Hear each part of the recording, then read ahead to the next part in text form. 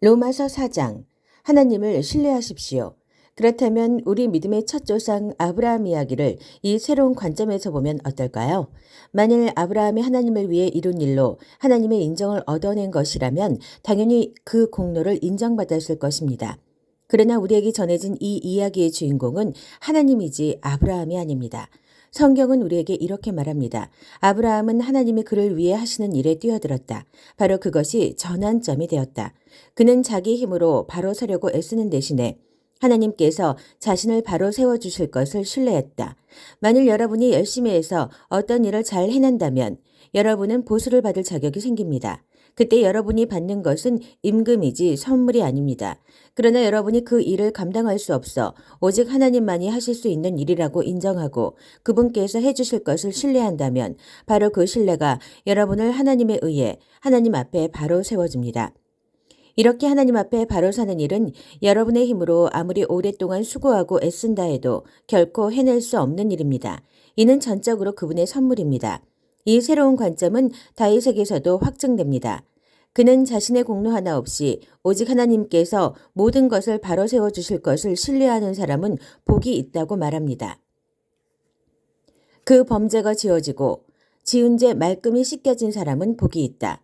주님께 그 죄를 청산받은 사람은 복이 있다. 혹시 여러분은 이런 복이 우리 종교의 길을 따르는 할례받은 사람들에게만 선언된다고 생각합니까? 우리가 따르는 길에 대해 들어본 적 없는 사람들, 하나님께 훈련받아 본 적 없는 사람들도 이런 복을 받을 수 있다는 생각은 못 해봤습니까? 일단 우리 모두가 동의할 수 있는 사실부터 말해보겠습니다. 아브라함이 하나님께 합당하다고 선언된 것은 그가 하나님께서 그를 위해 하시는 일을 받아들였기 때문입니다. 그렇다면 생각해 보십시오. 그 선언이 내려진 것은 그가 할례라는 언약의식을 통해 몸의 표시를 받기 전이었습니다. 그 후였습니까? 맞습니다. 표시를 받기 전이었습니다. 그렇다면 그가 할례를 받은 것은 하나님께서 그를 당신 앞에 바로 세우시려고 오래전부터 그를 위해 일해오신 것에 대한 증거이자 확증의 의미였다는 뜻입니다. 아브라함은 다만 하나님의 이 일을 자신의 온 삶으로 받아들였던 것입니다. 또한 이것은 아브라함이 모든 사람의 조상이라는 뜻이기도 합니다. 다시 말해 하나님께 아직 바깥 사람인 이들, 하나님의 백성으로 인정받지 못하는 이른바 할례받지 않은 사람들이라도 하나님께서 자신들을 위해 하시는 일을 받아들인다면 아브라함은 그들 모두의 조상도 된다는 것입니다. 하나님에 의해 하나님 앞에 바로 서게 된 사람들이란 바로 이런 사람들을 두고 하는 말입니다. 물론 아브라함은 할례라는 종교의식을 거친 이들의 조상이기도 합니다. 그러나 이는 그들이 행한 그 종교의식 때문이 아니라 하나님께서 그들을 위해 행하시는 일을 믿음으로 받아들이는 모험의 삶을 살기로 그들이 결단했기 때문입니다. 아브라함은 할례의 표시를 받기 오래전부터 바로 이런 삶을 살아온 것입니다. 하나님께서 아브라함에게 그 유명한 약속, 그와 그의 후손이 땅을 차지하리라를 주신 것은 그가 무엇인가를 이루었거나 이루려고 했기 때문이 아니었습니다. 그 약속이 주어진 것은 그를 위해 모든 것을 바로 세워주시겠다는 하나님의 결정에 기초한 것이었습니다. 아브라함은 다만 믿음으로 거기에 뛰어들었을 뿐입니다. 만일 우리가 하나님께 무언가를 얻는 것이 자기가 해야 할 일을 다 마치고 온갖 서류를 다 구비해야만 비로소 가능한 일이라면 인격적 신뢰가 들어설 여지는 아예 사라지고 약속은 냉혹한 계약으로 바뀌고 맙니다. 그런 것은 거룩한 약속이 아닙니다. 사업상 거래일 뿐입니다. 빈틈없는 변호사가 깨알 같은 글씨로 작성한 계약서는 우리가 얻을 것이 전혀 없을 것이라는 사실만 확인해 줄 뿐입니다.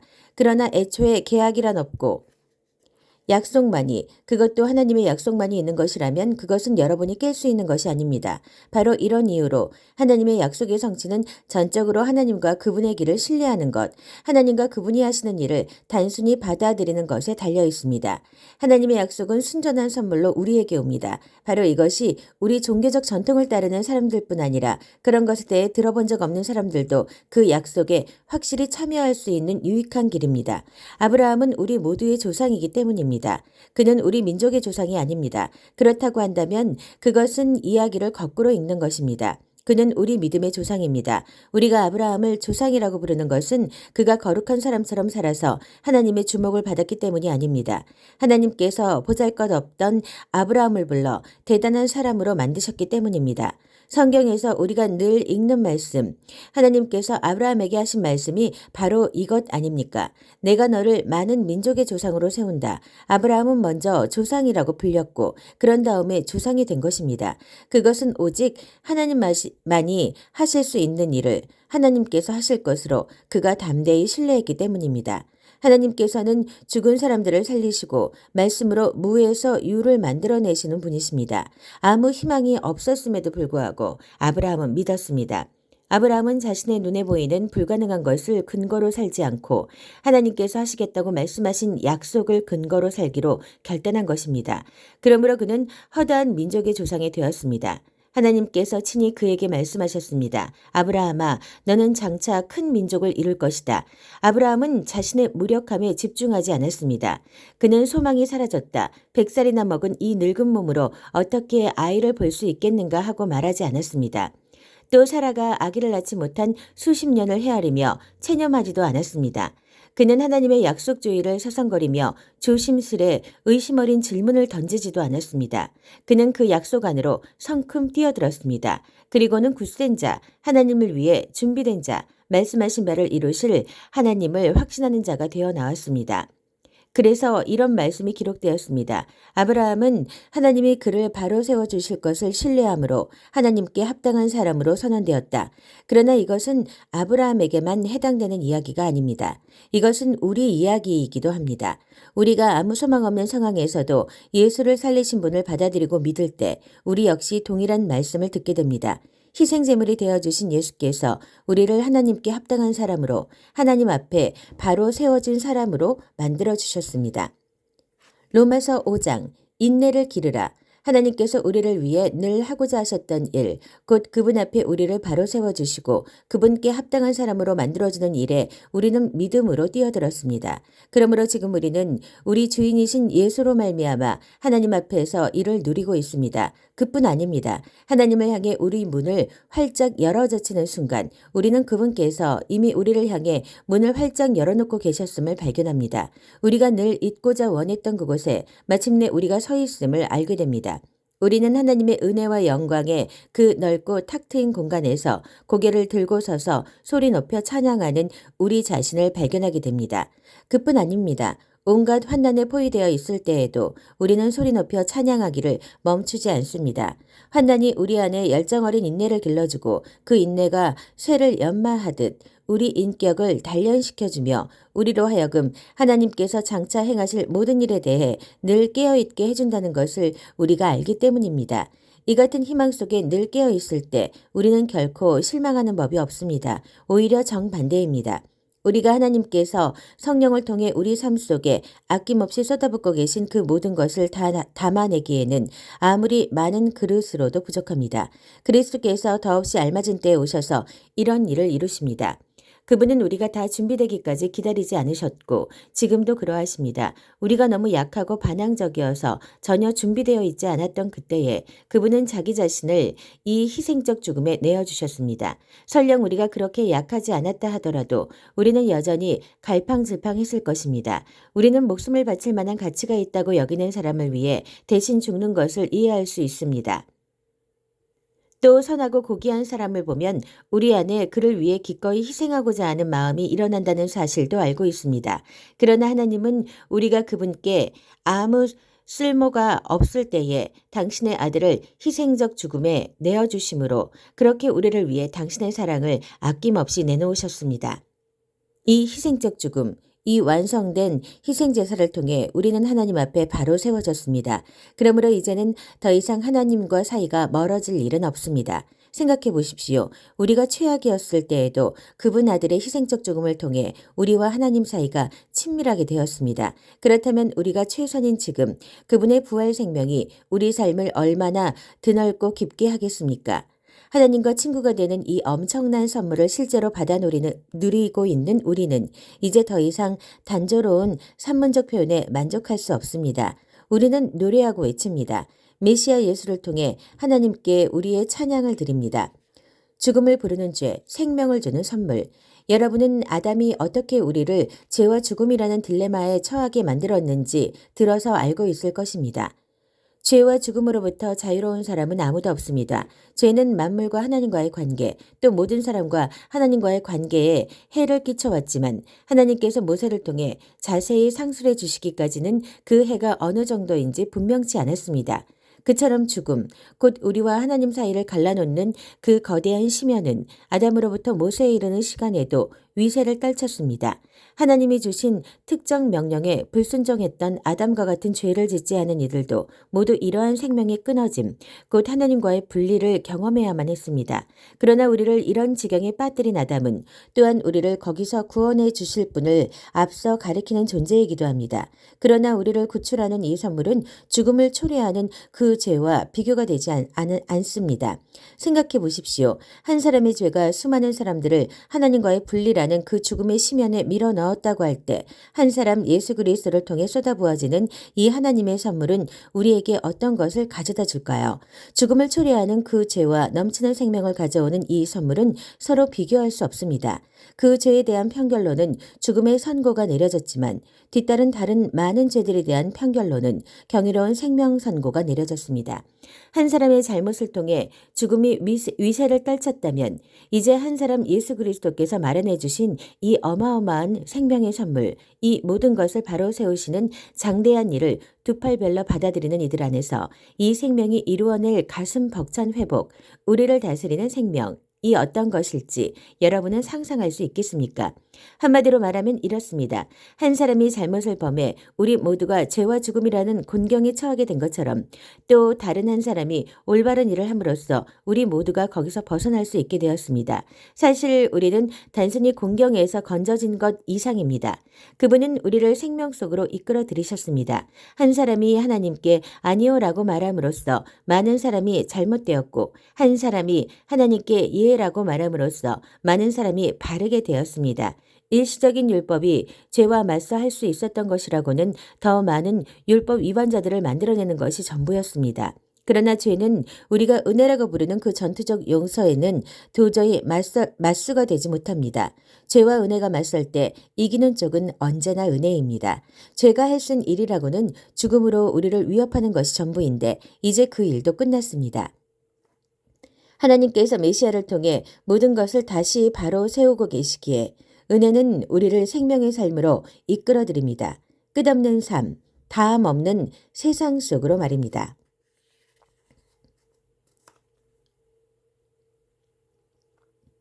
로마서 6장 그리스도와 함께 죽고 살다. 그렇다면 이제 우리는 어떻게 할까요? 혹시 하나님께서 계속해서 용서를 베풀어 주시도록 계속해서 죄를 지을까요? 그렇지 않기를 바랍니다. 그렇지 않기를 바랍니다. 죄가 다스리는 나라를 떠난 사람이 어떻게 거기 있는 옛집에서 계속 살 수 있단 말입니까? 우리는 짐을 꾸려 영원히 그곳을 떠났다는 사실을 모르십니까?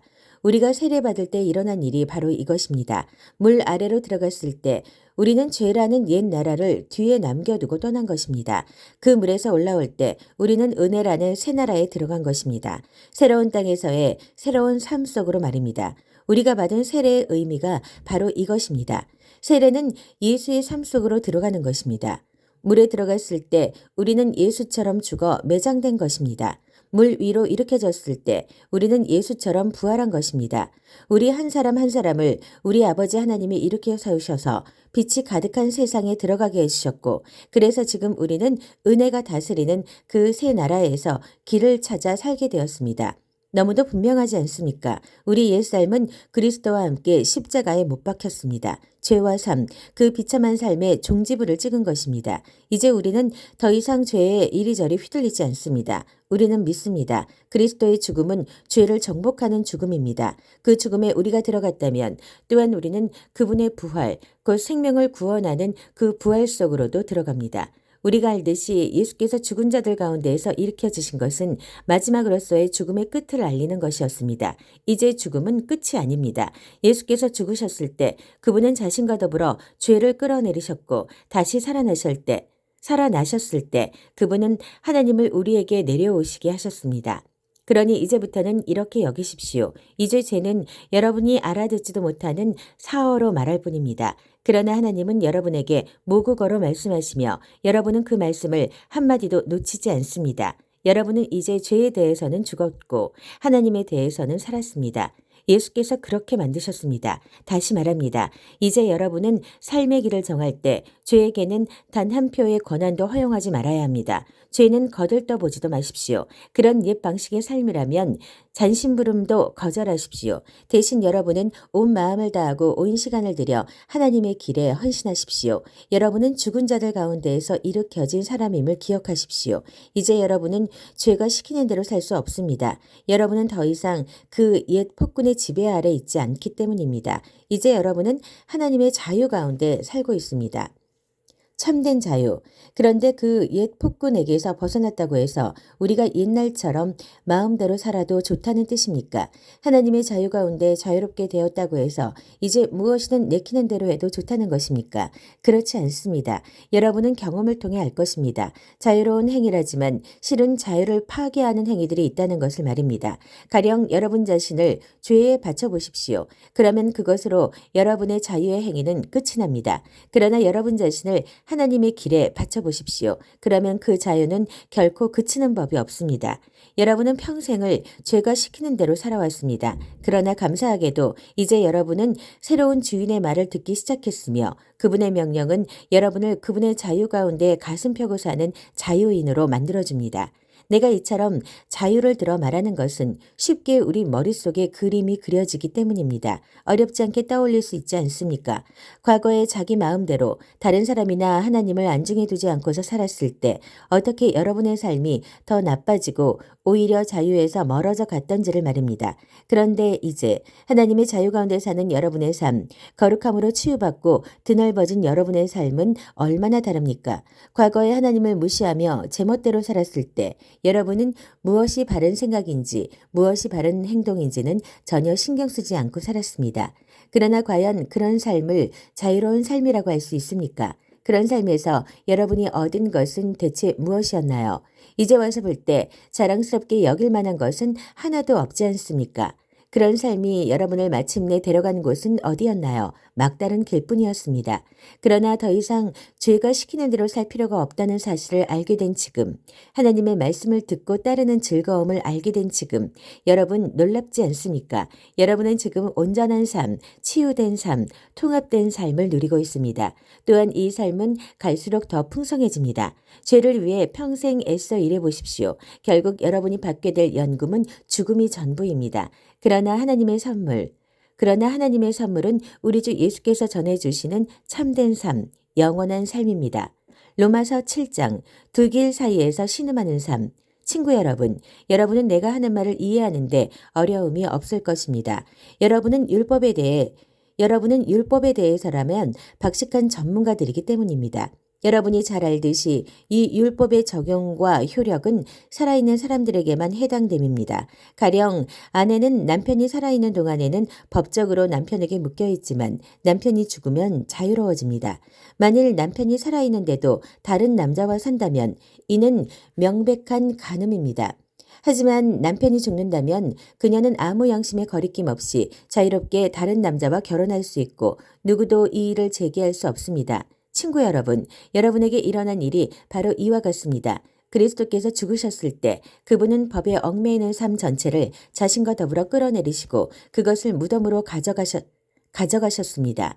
여러분으로 하여금 부활 생명과 자유롭게 결혼할 수 있도록, 그래서 하나님을 향한 믿음을 자녀로 낳을 수 있도록 하셨습니다. 우리가 옛 방식대로, 다시 말해 우리 마음대로 살았을 때는 옛 율법 조문에 포위당한 채 죄에 거의 속수무책이었습니다.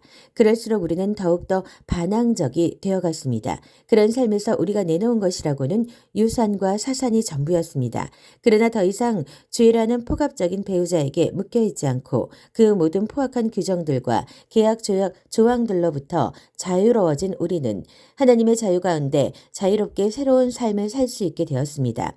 아마 이런 질문이 나올 수 있습니다. 율법 조문이 그렇게 나쁜 것이라면 죄와 다를 바 없다는 것이군요. 아닙니다. 분명 그렇지 않습니다. 율법 조문에는 나름의 정당한 기능이 있습니다. 만약 옳고 그름에 대해 안내해주는 분명한 지침이 없었다면 도덕적 행위는 대부분 어림짐작에 따른 일이 되고 말았을 것입니다. 탐내지 말라는 딱 부러지는 탐내지 말라는 딱 부러지는 명령이 없었다면 아마도 나는 탐욕을 마치 덕인 양 꾸며댔을 것이며 그러다가 결국 내 삶을 파멸시키고 말았을 것입니다. 여러분 기억 못하십니까? 나는 너무도 잘 기억합니다. 율법 조문은 처음 시작할 때는 대단히 멋진 것이었습니다. 그러나 그 다음 어떻게 되었던가요? 그 명령을 죄가 왜곡하여 유혹이 되게 만들었고 그래서 결국 금지된 열매라는 것이 만들어졌습니다. 율법 조문이 나를 안내해 주는 것이 아니라 도리어 나를 유혹하는 일에 사용되어 버린 것입니다. 율법 조문이라는 장신구가 붙어 있지 않았을 때는 죄가 그저 따분하고 생기 없이 보였을 뿐 나는 그것에 별 관심을 기울이지 않았습니다. 그러나 죄가 율법 조문을 가져다가 장신구로 삼고 자신을 꾸미자 나는 그것에 속아 넘어가고 말았습니다. 나를 생명으로 안내해야 할 그 명령이 도리어 나를 넘어뜨리는 일, 나를 곤두박질치게 하는 일에 사용되어 버린 것입니다. 이런 식으로 죄는 생기가 넘치게 되었으나 나는 완전히 생기를 잃고 말았습니다. 그러나 율법 조문 자체는 하나님께서 상식으로 여기시는 것으로서 각 명령은 모두 건전하고 거룩한 권고입니다. 나는 여러분의 다음 질문이 무엇인지도 알고 있습니다. 율법을 좋은 것이라고 하면서 왜 우리가 그 좋은 것을 의지해서는 안 된다는 것인가요? 선도 악처럼 위험하단 말입니까? 이번에도 대답은 그렇지 않다입니다. 죄가 다만 자기가 잘하기로 이름난 일을 했을 뿐입니다. 다시 말해 죄가 선한 것 속에 숨어 들어가 나를 유혹하고 나로 하여금 나 자신을 파멸시키는 일을 하게 만든 것입니다. 죄는 하나님의 선한 계명 속에 숨어서 자기 혼자 할 수 있는 것보다 훨씬 더 큰 해악을 끼칠 수 있었습니다. 이런 반응도 나올 수 있을 것입니다. 하나님의 명령은 다 영적입니다. 하지만 나는 나 자신이 영적이지 못하다는 것을 압니다. 당신도 같은 경험을 하지 않나요? 예, 그렇습니다. 나는 나 자신으로 가득합니다. 정말 나는 오랜 시간을 죄의 감옥에 갇혀 지냈습니다. 내가 내 자신에 대해 이해하지 못하는 것이 있습니다. 내가 내 자신에 대해 이해하지 못하는 것이 있습니다. 나는 늘 결심은 이렇게 하지만 행동은 다르게 합니다. 나 자신이 끔찍히도 경멸하는 행동들을 결국 저지르고 맙니다. 이처럼 나는 무엇이 최선인지를 알아서 실천에 옮길 수 있는 사람이 못 됩니다. 내게는 분명 하나님의 명령이 필요합니다. 사실 내게는 명령 이상의 무언가가 필요합니다. 율법을 알면서도 지키지 못하고 내 속에 있는 죄의 세력이 계속해서 나의 최선의 의도를 자초시키고 있다면 분명 내게는 다른 도움이 필요한 것입니다. 지금 내게는 있어야 할 것이 없습니다. 나는 뜻을 품을 수는 있으나 그 뜻을 행동으로 옮길 수는 없습니다. 나는 선을 행하기로 결심하지만 실제로는 선을 행하지 않습니다. 나는 악을 행하지 않기로 결심하지만 결국에는 악을 저지르고 맙니다. 나는 결심만 하지 행동으로 이어지지 않습니다. 내 내면 깊은 곳에서 무엇인가 잘못된 것입니다. 그래서 나는 매번 패배하고 맙니다. 이는 너무도 반복적으로 일어나는 일이어서 충분히 예측할 수 있습니다. 내가 선을 행하기로 결심하는 순간 벌써 죄가 나를 넘어뜨리려고 와 있습니다. 내가 정말 하나님의 명령을 즐거워하지만 내 안의 모든 것이 그 즐거움에 동참하는 것은 아니라는 사실 또한 분명합니다. 내 안에 다른 부분들이 은밀히 반란을 일으켜서 가장 예상치 못했던 순간에 나를 장악해버립니다. 내가 할 수 있는 일을 무엇이든 해보았지만 결국 아무 소용이 없습니다. 나는 벼랑 끝에 서 있습니다. 이런 나를 위해 무엇인가 해줄 수 있느니 누구 없습니까? 정말 던져야 할 질문은 바로 이런 것이 아닙니까? 감사하게도 답이 있습니다. 바로 예수 그리스도께서 그 같은 일을 하실 수 있고 또 하신다는 것입니다. 마음과 생각으로는 하나님을 섬기고 싶어 하지만 죄의 세력에 끌려 전혀 엉뚱한 일을 행하는 우리의 모순 가득한 삶 속에 들어오셔서 그분은 모든 것을 바로 세우는 일을 행하셨습니다. 아멘.